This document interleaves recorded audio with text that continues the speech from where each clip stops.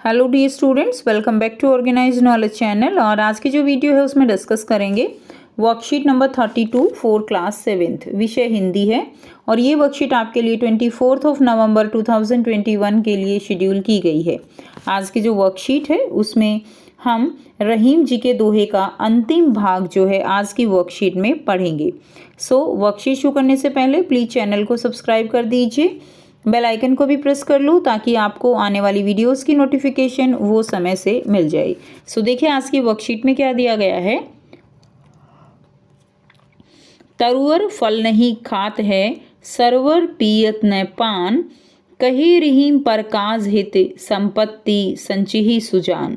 रहीम जी यहाँ पर परोपकारी जो पुरुष हैं, सज्जन जो पुरुष हैं, उनका महत्व बताते हुए कहते हैं कि जिस प्रकार पेड़ अपने फल स्वयं नहीं खाते, तरुअर यानी पेड़, तरुअर फल नहीं खाते हैं यानी पेड़ जो है अपना फल स्वयं नहीं खाते हैं।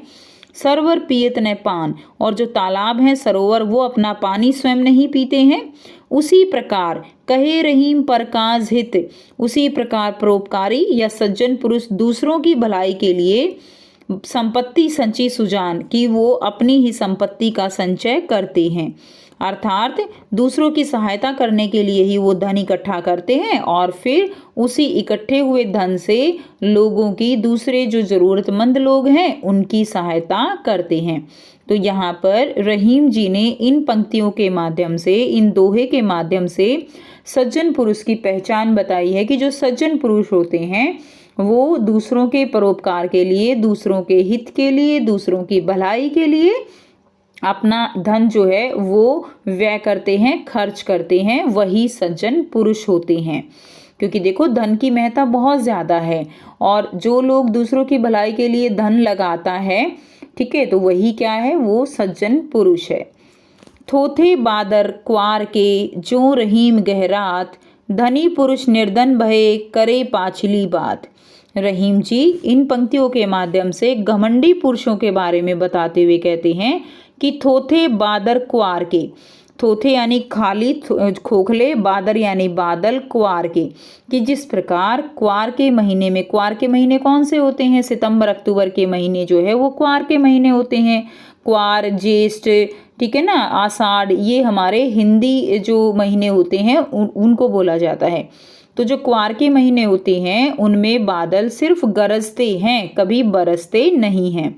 जो रहीम गहरात, न धनी पुरुष निर्धन भय, उसी प्रकार जो धनी पुरुष निर्धन हो जाते हैं तो वो अपनी संपत्ति के दिनों के सम्मान की बातें, घमंड की बातें करते हैं। धनी पुरुष निर्धन भय, कि जब धनी पुरुष निर्धन हो जाते हैं, गरीब हो जाते हैं, तो वो पाछली यानी पीछे की बात, जब वो अमीर थे तो वो घमंड की बातें जो है वो करते हैं। वे अपना जो वर्तमान समय है उसको सुधारने का प्रयास बिल्कुल नहीं करते, फिर वो डींगे मारते हैं, घमंड की बातें करते हैं और उनकी हर बात में घमंड की बू आती है। ऐसा रहीम जी यहाँ पर कहते हैं, ठीक है। जिस प्रकार क्वार के महीने में, सितंबर अक्टूबर में बादल सिर्फ गरजते हैं, कभी बरसते नहीं, उसी प्रकार धनी पुरुष जब निर्धन हो जाते हैं तो अपनी संपत्ति के दिनों के सम्मान की बातें, घमंड की बातें करते हैं और वे अपने वर्तमान स्थिति को सुधारने का प्रयास बिल्कुल भी नहीं करते। तीसरा दोहा जो दिया गया है, धरती की सी रीत है, शीत धाम ओ महे, जैसी परे सो सही रहे, त्यों रहीम यह देह। रहीम जी धरती की तुलना हमारे शरीर से करते हुए कहते हैं कि धरती की सी रीत है, कि जो शीत घाम ओ मेह, कि हमारा जो शरीर है वो हमारी धरती के समान है। कैसे, कि देखो जिस प्रकार धरती सर्दी का मौसम हो, गर्मी हो, बरसात हो, हर मौसम सह लेती है, उसी प्रकार मनुष्य का शरीर जैसे परे सो सही रहे, त्यों रहीम यह दे, कि ये जो मनुष्य का शरीर है वो भी चाहे सुख के दिन है, अच्छे दिन है, बुरे दिन है, दुख के दिन है, सभी को उसी प्रकार सह लेता है जिस प्रकार धरती जो है वो हर मौसम को सह लेती है।